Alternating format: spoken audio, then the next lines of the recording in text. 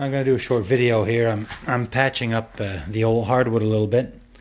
Obviously where this trench is here, there used to be a wall that we took down. We took down the wall that was there. A few pieces we lost along the way, and then we had a little bit of damage. Like over here, there was a large hole in the floor.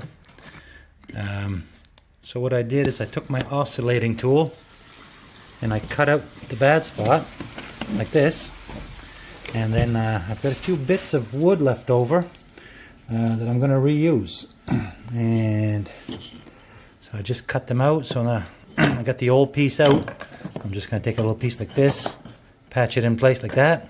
And then I'm going to trim it off here. And then I'm going to do the same right here, where obviously where the grate has to be supported.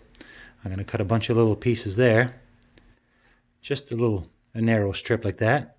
So I got all these little bits here cut up.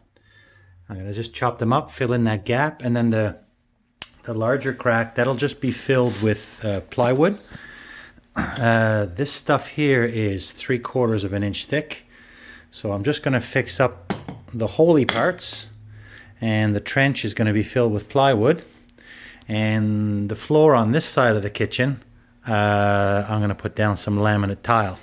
So the laminate tile will come all the way over, and it'll come over this crack.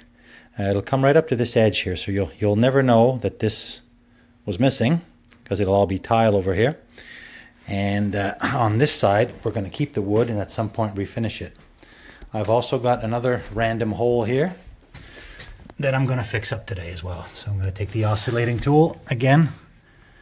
I'm going to trim this out. I'm going to cut this square.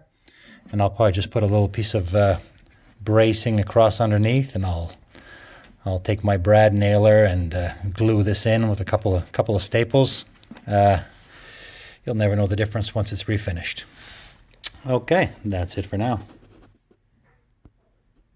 Okay, so I just cut out the piece where the hole was with my oscillating tools, and then I found a little piece of wood to go in here.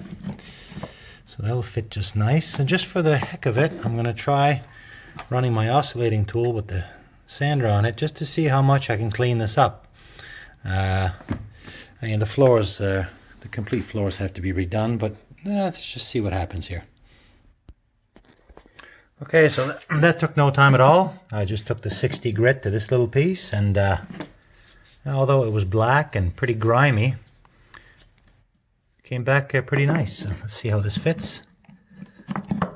Get in there. I think that's, of course, when I redo the floors, because I took all the layers off, this piece of trim is going to have to be removed and then brought back down, because there's a gap here of probably at least 1/2 inch. So once the trim comes down, it'll hide that little crack back there, and no one is ever going to know that there was a hole there. So I'm just going to put a little bit of liquid nails down and call this one done.